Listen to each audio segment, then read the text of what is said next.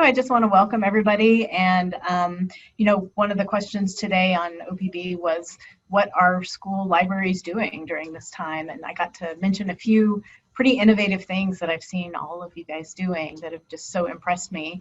And I forgot to mention this amazing webinar today, but I'm super excited to hear about virtual field trips because I think it's really innovative and a real something that can really positively help our community. So Jennifer McKenzie and Amy Page, I have lost you on the page, there you are going to be our presenters today, and I'll let you take it from here.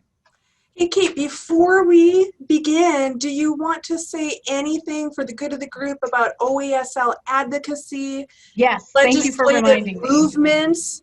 Yes. Yes. So we just had a bill introduced by Senator Gorsuch. It's Senate Bill 552. And so you'll eventually get a call from us to, contact your legislators and let them know to support that. But we can never get a bill through as strong as the bill that we want to get through, which is every school should have a strong school library program. So we worked with OEA to craft something that they thought would pass with their support.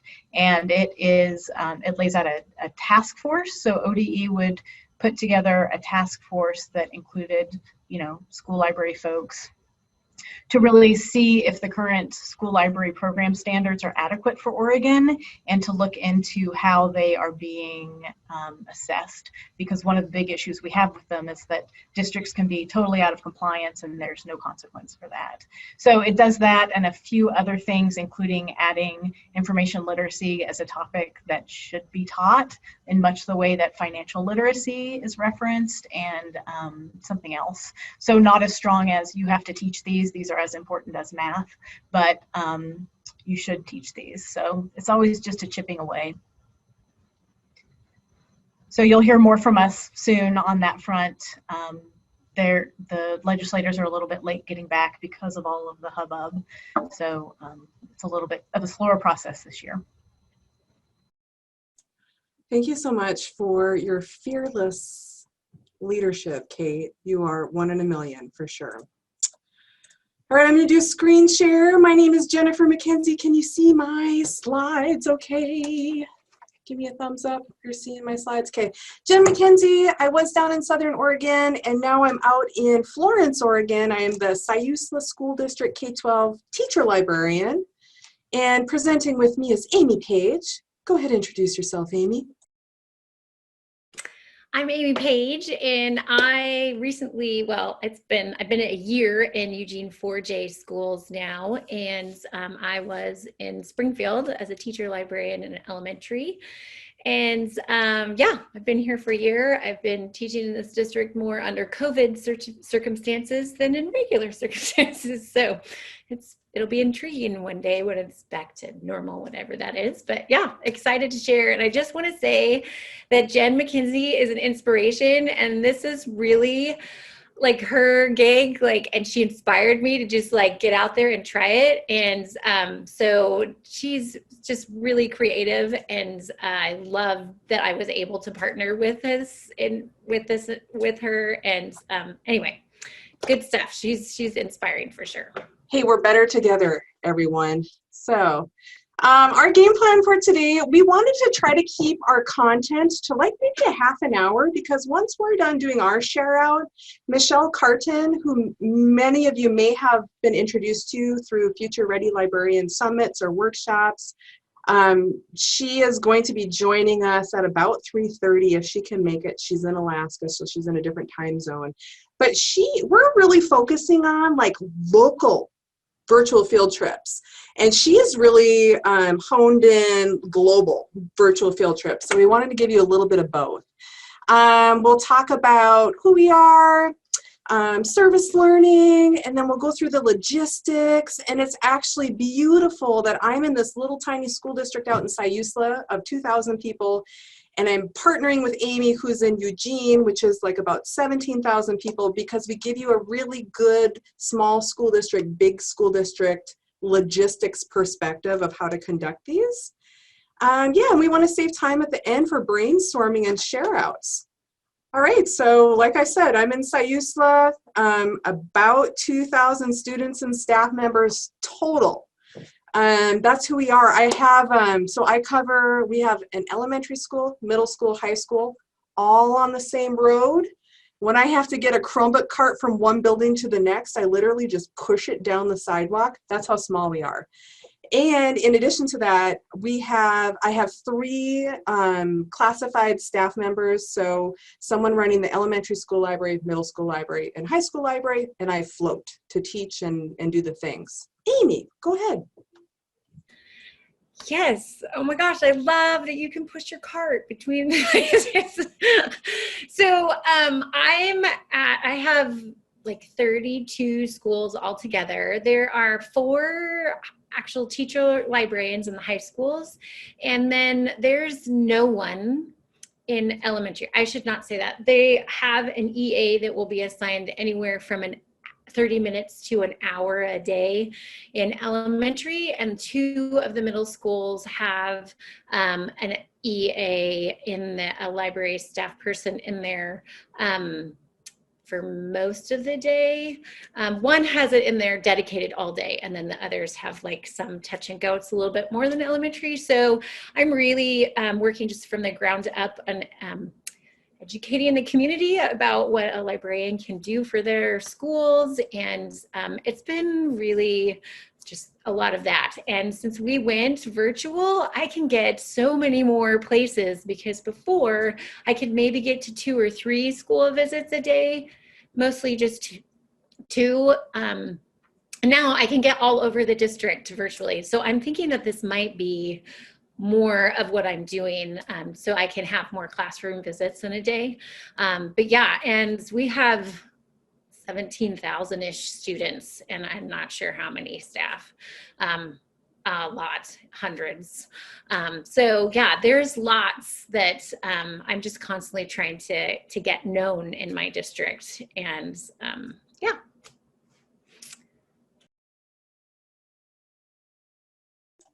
All right, so again, our why. When I first showed up hot on the scene in August in Sayusla, and I was asking community members as well as school staff I knew the gaps, I knew what they were missing in terms of library and curriculum and all of that, but when I was asking them, what are you wanting? The number one thing that people said was connections. They're like, we feel so disconnected. We want to feel connected to the community. So that was part of our why for doing these virtual field trips. Also, out in Sayusla, we are very resource strapped. Like, I don't even have a phone line, people. I have to use my cell phone. I don't have Microsoft Office products. So last year, Skype in the classroom and the Skype virtual field trips and all that stuff was really big, and I wanted to introduce that and use that tool at the beginning of the school year, but I literally couldn't use it because no one has Microsoft products except for administrators in my school district. So that led to me figuring out a way I could do virtual field trips with my cell phone and a selfie stick. Let's see, we will get into just a second. These virtual field trips are not just fun programming. They are fun programming, but they literally cover all of our library literacy standards. And I'm an INTJ. I play the long game. I am laying the groundwork for future service learning collaborations with the community. And honestly, when I pitched this to my administrator, I was like, hey, I'm new in town. Can I explore and research the city? And what if I just ended up at the Humane Society every Thursday reading to the cats? Would that be okay? And he was like, that sounds wonderful. So that's actually how I pitched virtual field trips to our superintendent and our HR office when I was asking for equipment. Because I walked into their office and I saw cat pictures everywhere. And I was like, hey, I'm interested in reading weekly from the Humane Society with the cats. And all of the office people began to pull out their phones and show me cat pictures. And someone had a 3-by-3 foot huge blown up picture of a cat in the corner. And they were like, our superintendent has 3 cats from the Humane Society. So honestly, that's how I got my buy-in at first. And if anyone decides to pursue these local virtual field trips, you can literally just focus on cats in the Humane Society. Amy, anything else you want to add in there?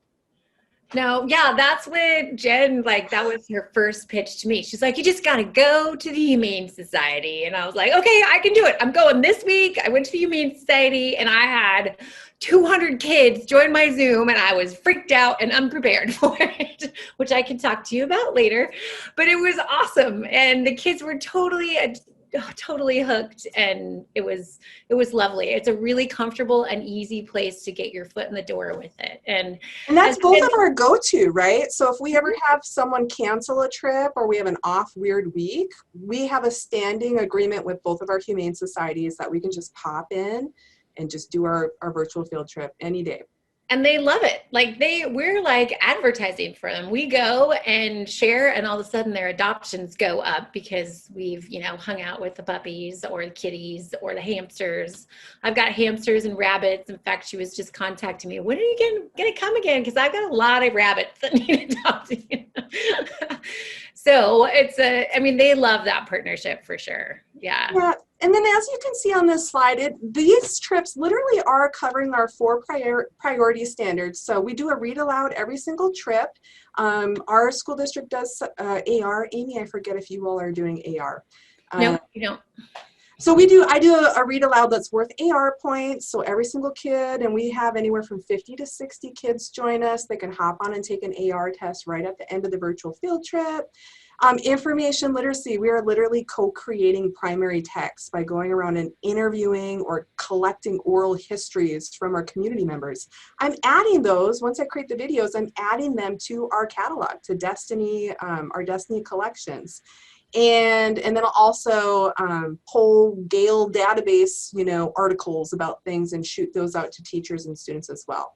We are practicing being good digital citizens, and we are modeling as adults how to be good digital leaders, okay?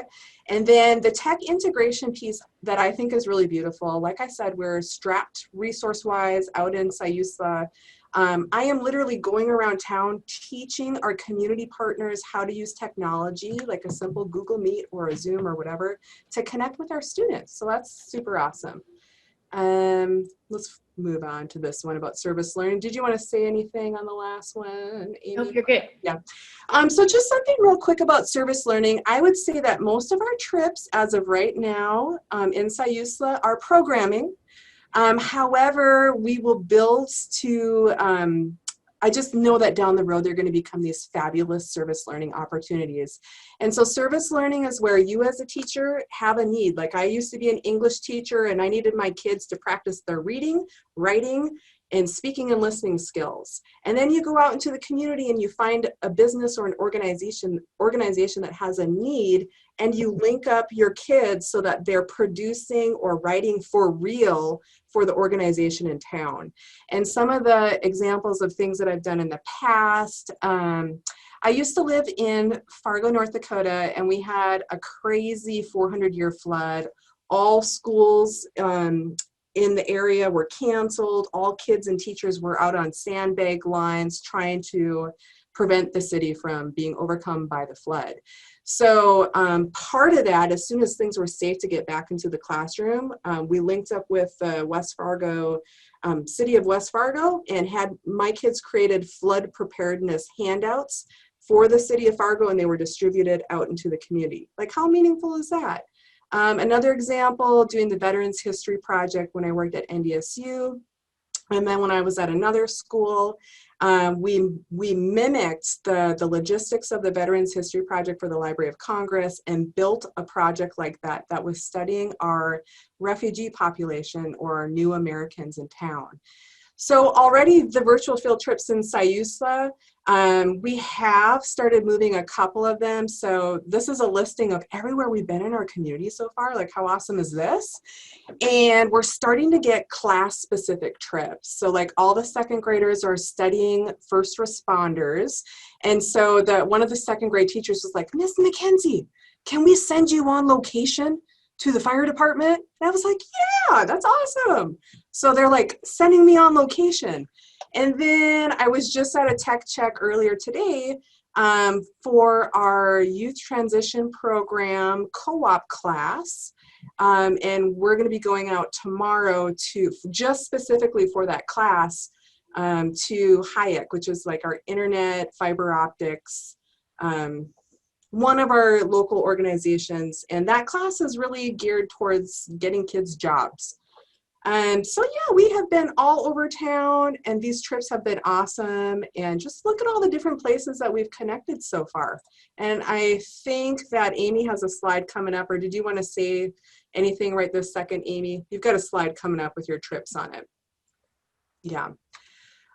Okay, so I almost took this slide out of here, but I wanted to mention the power of these virtual field trips. So on January 6th, the insurrection happened and shocked the world, right? Just so it happens on January 7th, I had our pre-planned virtual field trip to the Humane Society. And I probably received at least 20 emails that day from our school board, superintendent, teachers, and students saying, thank you. That is exactly what we needed today. And even if like some of our little kids didn't really know what was going on, the tension was palpable, okay?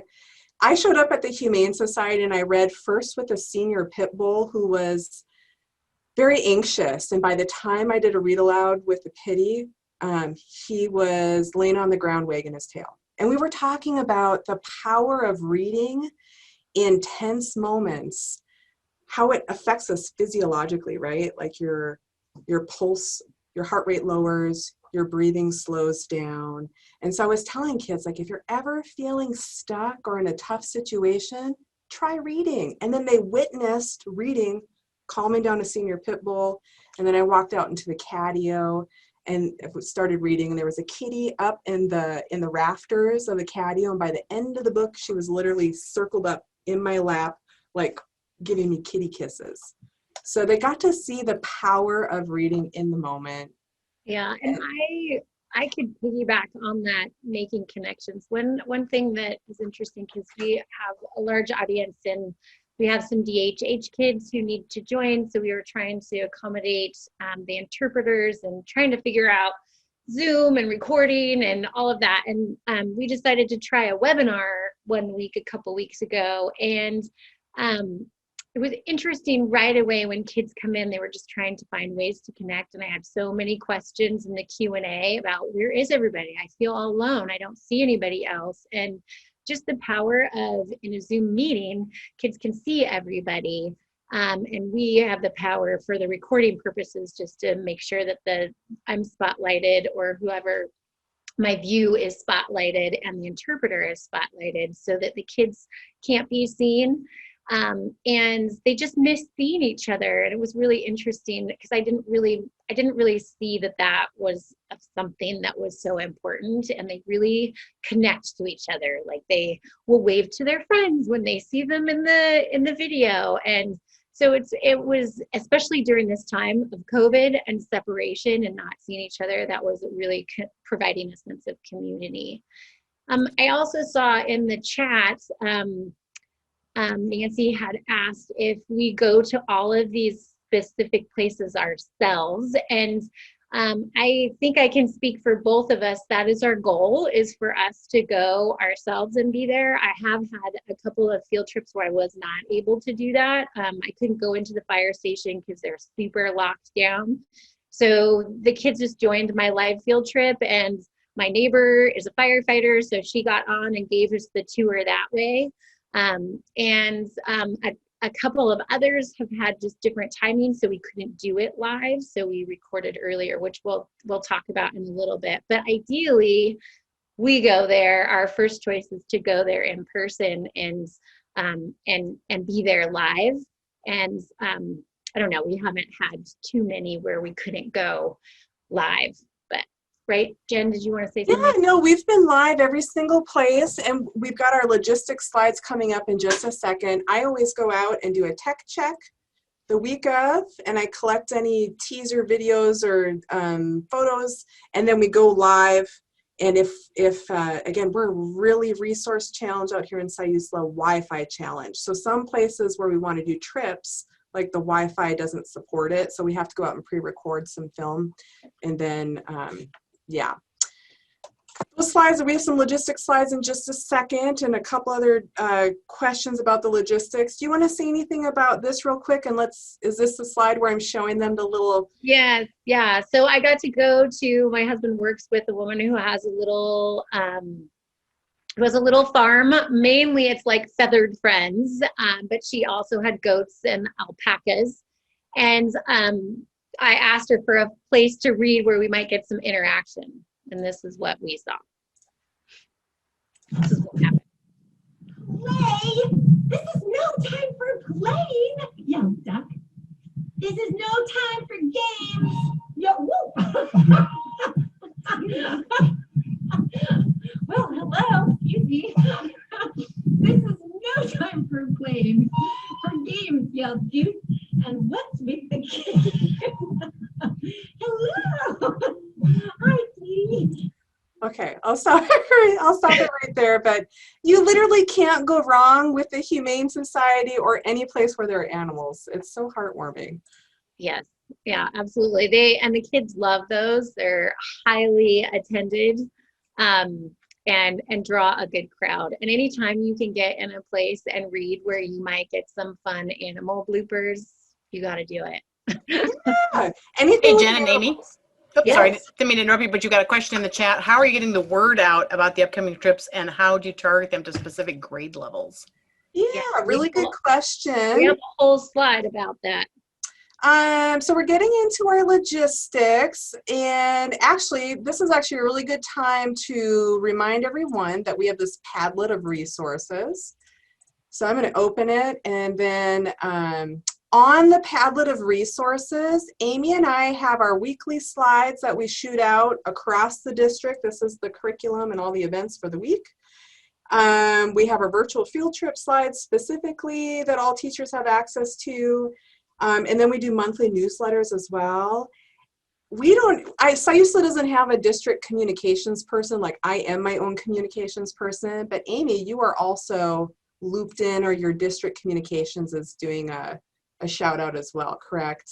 Yes, yeah. When she needs, like the other day, I'm like her uplifting. The other day, my communication, I had no idea that we had a communications department, but gently we do. And she reached out and she was like, I need something positive. What are you doing? And I'm like, how about this virtual picture? It's perfect. Can I create something for you? And so she's been in touch with me every once in a while. She's like, where are you going this week? I need something good for the community. So yes. And she actually will also send out, sometimes that's why I have these pictures, is because she'll sometimes send a photographer as well. I feel really like lucky. He takes great pictures and shares them with me. So, and she shares them on the district social media. And then I have my own Facebook page as well. So. Yeah, so we have a couple of slides about the logistics, because those are the questions we figured people would want to, those are the questions we figured you all would have. So what does it look like? So again, we're live. We're focusing on live footage. I'm using Google Meet and SciUSLA because our kids don't have access to Zoom. Amy is using Zoom, and you move to the webinar feature like she kind of said. We try to do everything live, and if I have to pre-record footage, like for example, we toured our water treatment plant, and a lot of the stuff is way out in the field, right? And there was no Wi-Fi out there. So I pre-recorded, like I try to go no more than 10 minutes of pre-recorded footage. I still go on site live where I can get a signal, and we still conduct it live on site. And then my library assistant on the back end is running the back end of the meet, and they will play the footage. So it'll be like 30 minutes live. We'll show up, introduce everyone, play the 10 minutes of footage, and then shoot over to questions and answers. Anything else you want to add about that, Amy? Yeah, mine looks a little different. Like I did one where we went up to the Raptor Center, which actually thankfully isn't very far from my house. And I totally did the tech check before, all was working well. I did have to pre-record it because of the timing of the birds and the educators that were available. But I was going to show it up there live. And I got up there and it was a super stormy, rainy day, and it's already kind of in trees. And I had no reception that day. Whereas the day before I was in the exact same spot and I had reception. So I had to hightail it in my car, drive back down to my house, I'm in my rain gear, and I start the Zoom from my house, all dripping wet. And the kids were really, what happened to you? So they got the essence of it. But yeah, so sometimes I've had to pre-record the whole thing. And my Zooms, mine usually last around 45 minutes. And I think Jen is pretty good about sticking to 30 minutes. Yeah, we've been we stuck to the 30 minutes occasionally. So what I've started doing is recording my read alouds at the end on Flipgrid, so I don't have to read them on location. I think I prefer to read them on location, but sometimes there's an issue with kids seeing the images. So a lot of times if we're short on time, we'll do the 30 minutes live, and then we'll go 5 minutes over and people will stick around to watch the Flipgrid recording.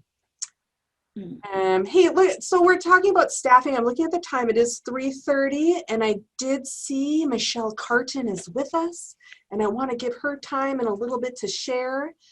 Staffing is important. So I have myself, and then I have 3 library assistants back on site, and they'll take turns running the back end of the meet.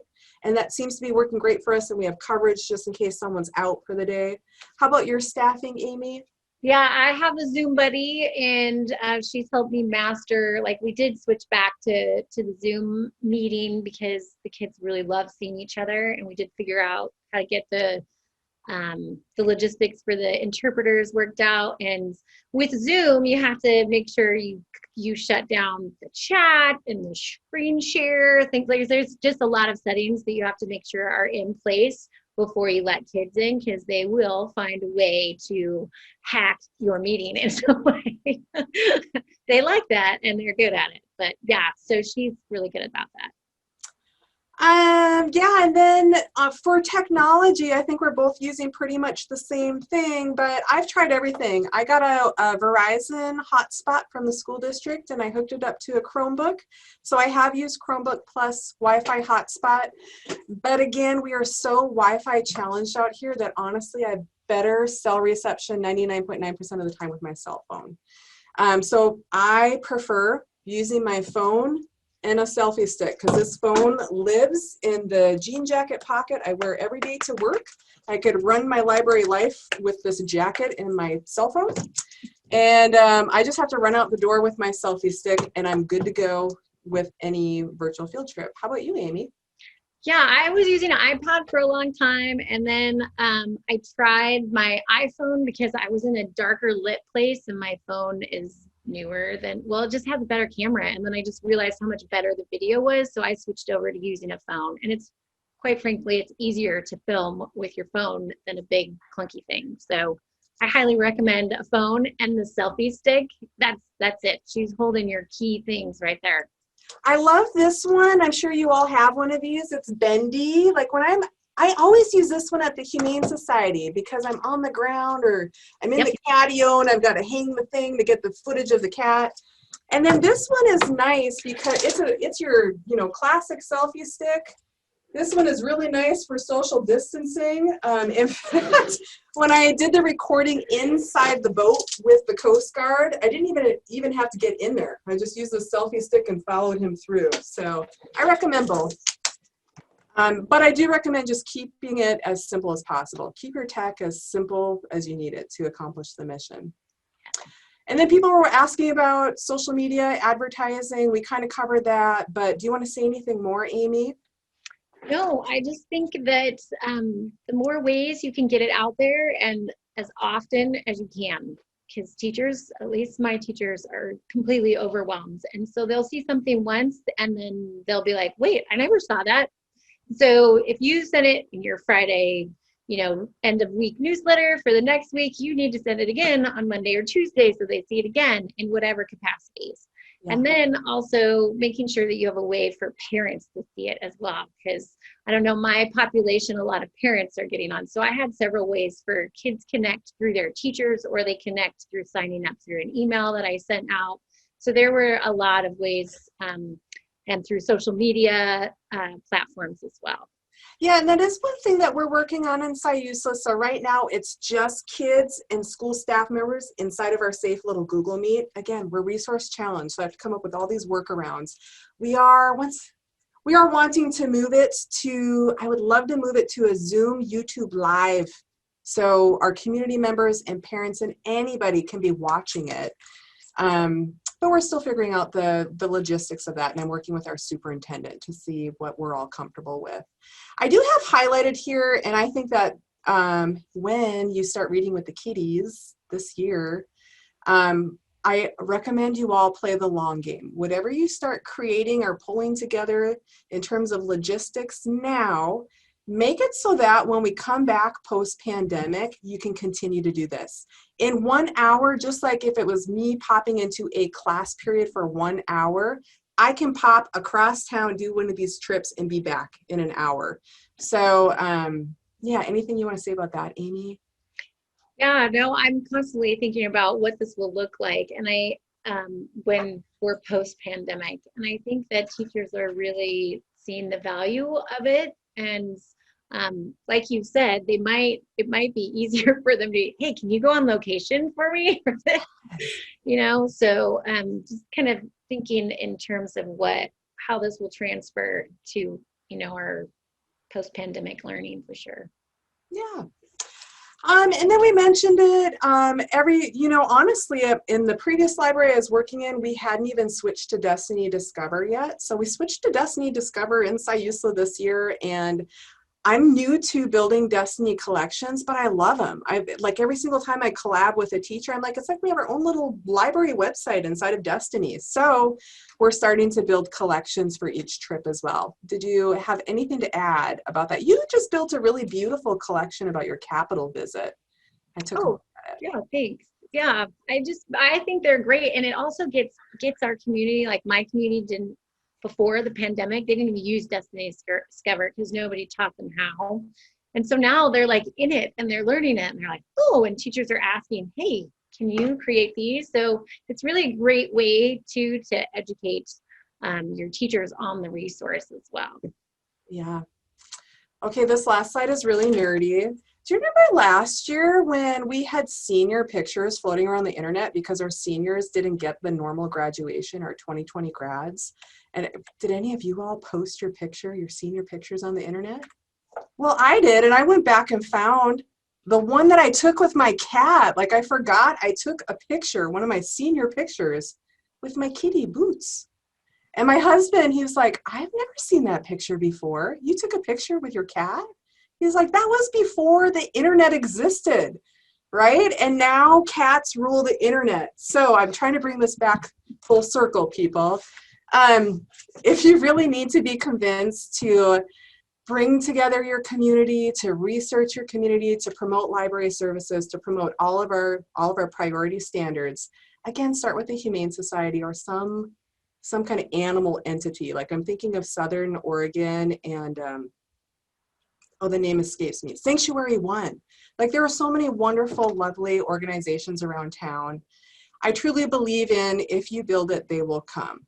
So we just have to start somewhere. Because I know Michelle's in the audience, before we get to Michelle and open it up for questions and answers and all that stuff, I do have to share with you all that we are planning a really special trip with Carrie Newell.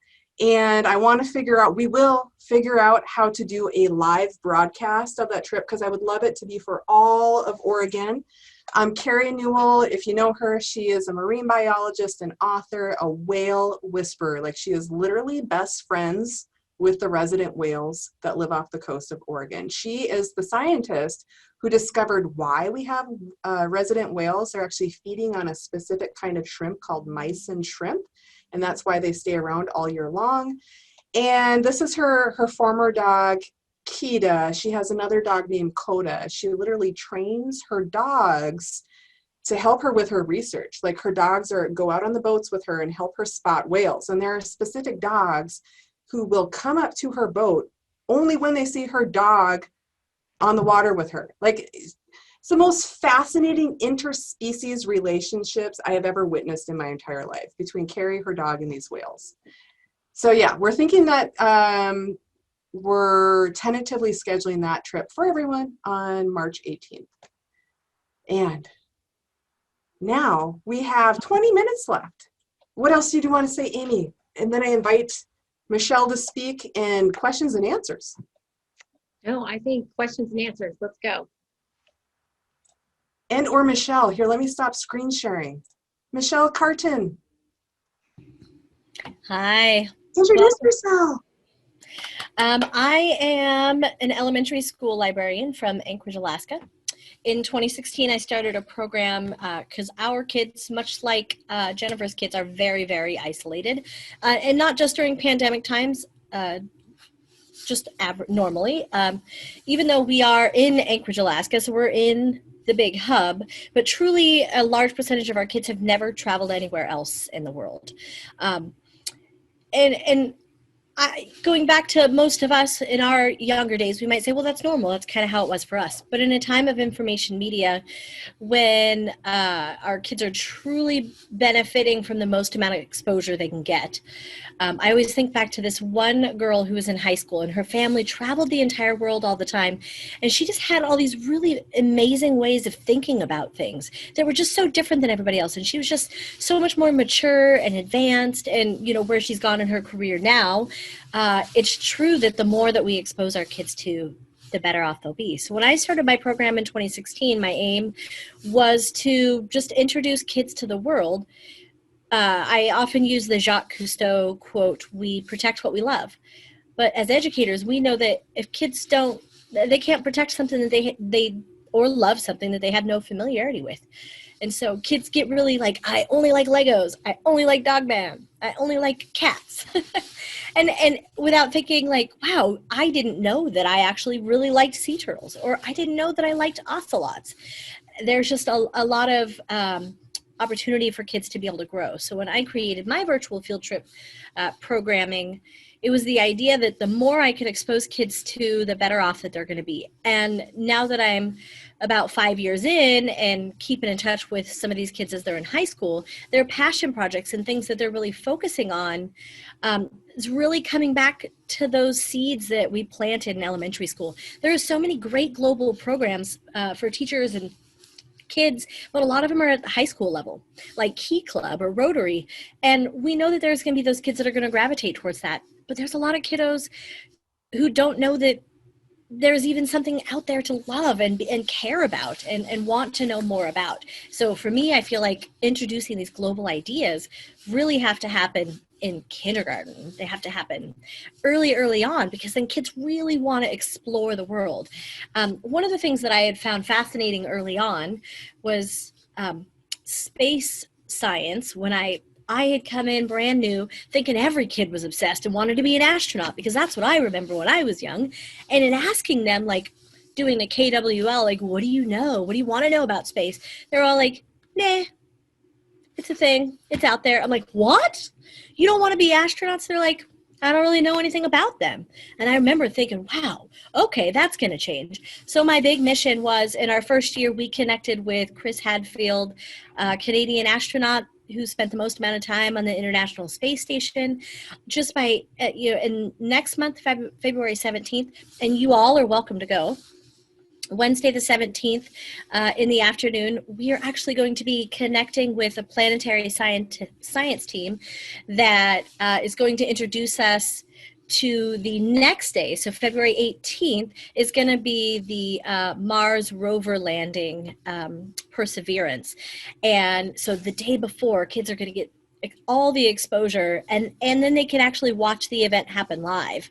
And NASA does a really amazing live stream. Sometimes when I have cancellations, I'm like, oof, like what Amy and Jennifer were talking about at the last minute, you're like, oh no, like maybe our presenter just didn't realize the time change, and having those quick backup. I really like using explore.org. We can check out live cams under the ocean, all over the place. Another one that I really like is NASA's live stream. We've got to watch the astronauts work on the International Space Station just as kids are coming into the library. And the part that I like the most is now in canvassing our students, they're just obsessed with space and science, and which is fabulous, because I don't know if it's the same case for you all, but with all of the mandatory, this much reading, because our kids really need to match reading, this much math, that truly history and science have gone by the wayside. And I always say we have to know our past to go to the future. So we need that exposure to history. And then truly the world that kids are entering into is science. Like, it's all about science. Technology is science. Video game design is science. And so it's my mission to introduce kids to as much as possible in the area of sciences and history. And Jennifer, if it's okay, I can share my screen. I wanted to show. Yeah, I'm going to release the screen share. I just want to interject real quick, and I just want to show people on the Padlet we put together. Amy and my local resources are here: service learning, technology, links to Amazon, examples. Carrie Mule, all of her stuff. Hey, she was a, oh gosh, here we go. Jean-Michael Cousteau, she was on that PBS special. And then Michelle, everything that you have given me so far, I've put in this column right here, and I'm guessing you're probably going to screen share one of these documents. But I just want everyone to know that we've Oh, good, thank you. All the Flipgrid virtual field trips, and then even some OESL advocacy stuff. So let me release that, and why don't you go ahead? Oh, perfect. So recording the sessions was something that was new this year, and it's starting in March, and that took a while to get around. Like, how do we record and not have kids seen and we use Zoom. So it's easy for us to spotlight the presenter, and then no kiddo is taking the spotlight for themselves, because kids want to be seen and they want to be heard, even if it isn't necessarily in the right times. So just spotlighting, and then I always make sure I'm editing out. I give them a chance at the end to say hello to each other. And so that's one of the pieces that really helps kids also feel connected. But I find that, like, the amount of questions, or just the quality of questions that kids are asking just from March to now that are attending regularly, are beautiful. It's amazing to think the kind of nuanced and powerful questions a second grader can ask. They're just fascinated and want to know. So I just wanted to show really quick. So a lot of our teachers are very bound by a very specific set schedule. As a result of that set schedule, they're not able to attend live. So one of the things that a lot of my teachers do, and this is just something to think about when you're offering virtual field trips, is what other resources, if you get a kid that they're like, whoa, this is so cool, reading books to cats at the Humane Society, maybe they want to know more about why humane societies exist. Who funds humane societies? So whenever I post my recorded sessions, teachers will often use these as teachable, and then they have the resources right there.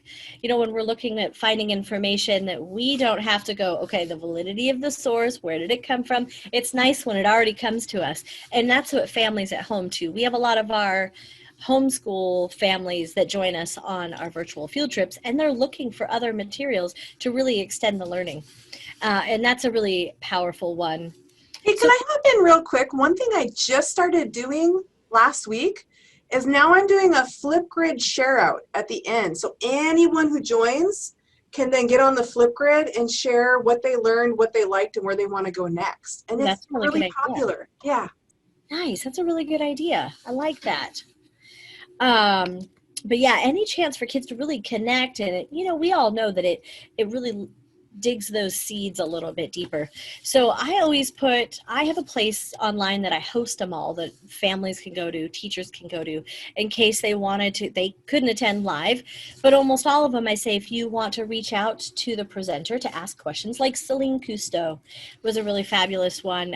She's done a ton of amazing work, documentary, and all of my presenters that I have, I've said, if kids have questions for you, they want to reach out, or classrooms or teachers, is that okay? And they're all pre-vetted, so yes, absolutely. So any of these that I do, and if you look at any of these and you say, wow, I would really like a virtual field trip with that individual, you're welcome to reach out to me. Some of them have said absolutely. Some of them I had to beg just to get mine. So because they are scientists, or they are authors, and they're really busy with a lot that they do. But I have a pretty good relationship with a lot of them. And like, one of my absolute favorites, so I love that Jennifer's talks about virtual field trips with community and going out in the community. But I know once school gets back in session, that's a lot harder to be able to do. So one of the potential things to do is using your technology in your library. We do some before school and after school. It's surprising how many kids will show up to school early just because they want to check out sloths in South America, or they want to check out, I would show up early for that. That's awesome.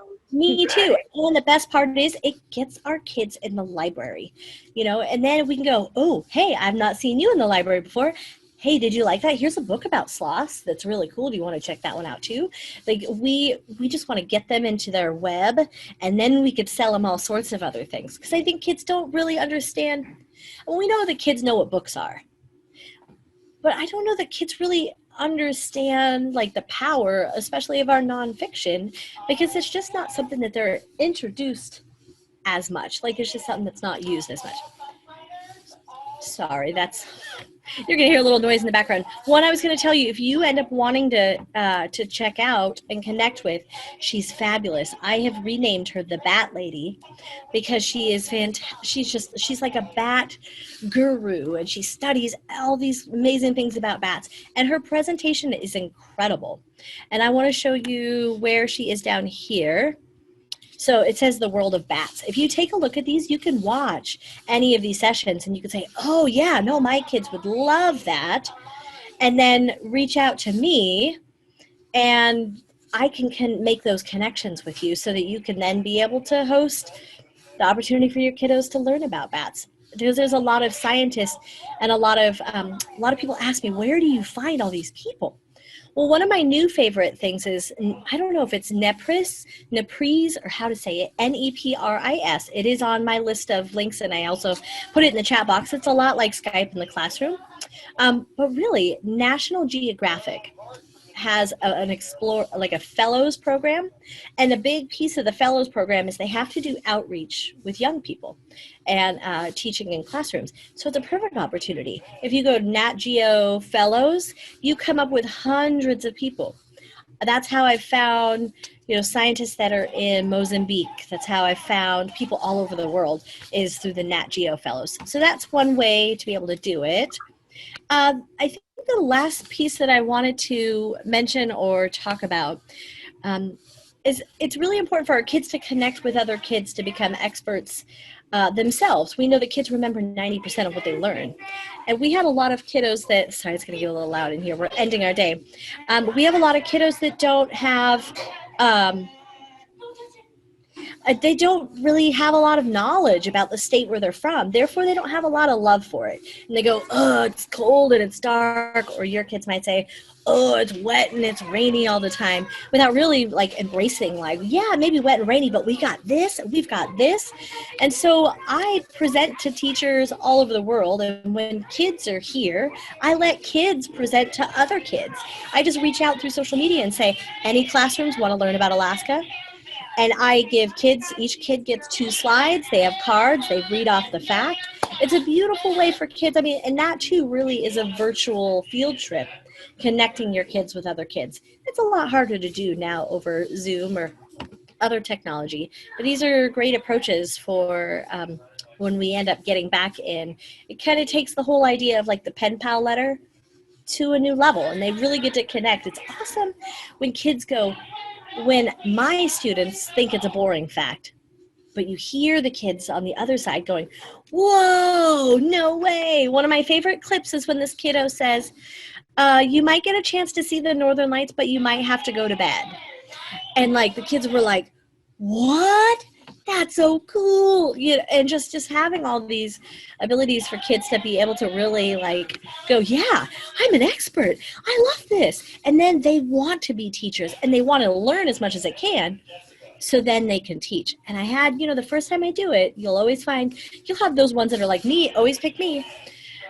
And then by the 2nd, 3rd, 4th time you do it, you're going to have those kids that are more reluctant be like, wait, this is really cool. Can I go ahead and take 1 slide or take 2 slides? It's a pretty awesome opportunity. So I hope that some of you want to join in our virtual field trips that happen every Wednesday. We have one this Wednesday with a behavioral behavioral primate ecologist out of Toronto, and it's going to be fabulous. All things primates, and that's happening at 1:30 my time, so 2:30 your time. But a lot of our ones we do at our 10:30 session would be perfect for you all, being as it would be 11:30 your time. So I've got lots coming up, lots of planetary science. I would love to have as many of you connect as possible, because my mission is to get all kids just exposed to so many things they never thought was amazing, so that we're raising the next generation of kids who really care about the world around them. Michelle, I am going to interject, and can we have everyone give Michelle a round of applause?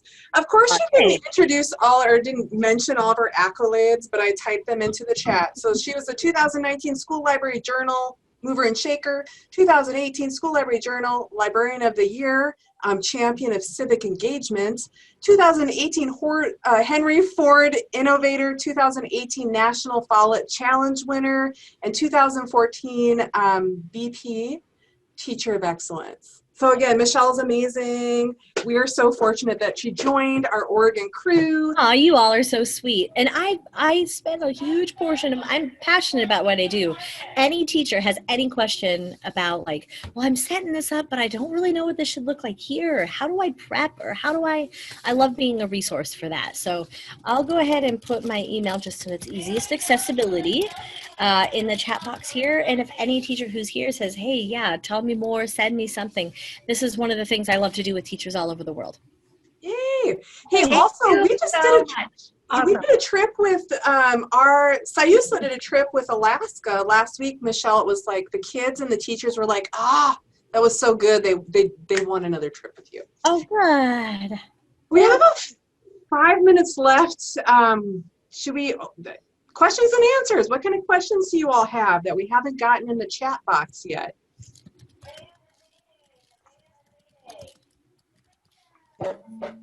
Delia is asking specifically, what school is Michelle teaching at?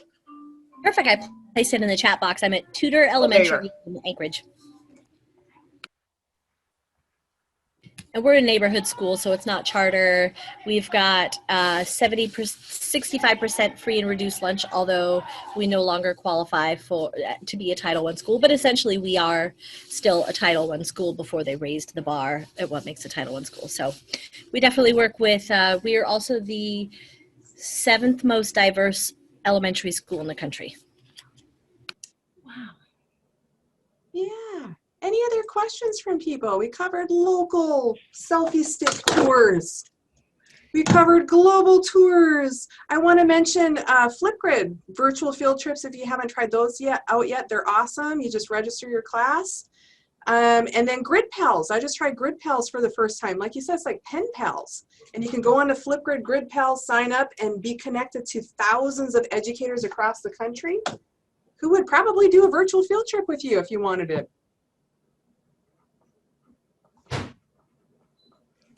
So can I ask a technical question, Michelle? So you're offering us to join your virtual field trips on Wednesdays. Are you using Zoom meetings and you just have a large platform that can host us all? Yep. Okay. Yeah, I think we can have up to 100, but I've had over 100 before. So I think because it's a district license for us this year, that, yeah, we can, it is unlimited. We connected with a toxicologist, a toxinologist in Australia who taught us about the most poisonous creatures in the world. We had about 115 people join. So I've got it down. It took a while, but I have it down to a well-oiled machine. I have 2 computers set up at the same time. So as you guys were talking about, so that way on one, I make both of them one of them co-host. So when I'm recording the session, they're not seeing all the things that are happening on the backside. And honestly, I don't get to attend the virtual field trip near as much, but on the backside, I'm, opening the chat box, closing the chat box.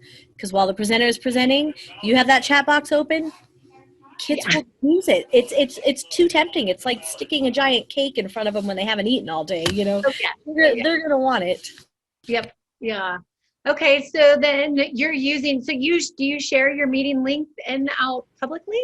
So no, we have to be very particular. I had early on an instance where I had a session that I really wanted people to attend. I was really excited. I put it on Twitter, on my Twitter, and I'm only connected with professionals on Twitter. I ended up with a Zoom bot. And this was before, you know, the password and all of the other elements. And so I learned that way. I now have a registration procedure. And so I will just email that code out to the teacher and say, hey, or the families and say, hey, I'm glad you're 10. Please don't share out this link. And they don't. I haven't had any issues since then. I love your registration form, Michelle, and I'm probably going to mimic or use it when I move from our Google Meet to public, to Zoom Meet Live. Because on your registration form, it's like, are you okay being on camera? Are you know what I mean? You go through all the things that you need to go through. So that registration form is in the Padlet of Michelle's resources as well. Yeah, it's pretty important to make sure that that people know that bit about being on camera, because I just would hate for us to come across it, and since we're really particular about children's security, and so that's a piece.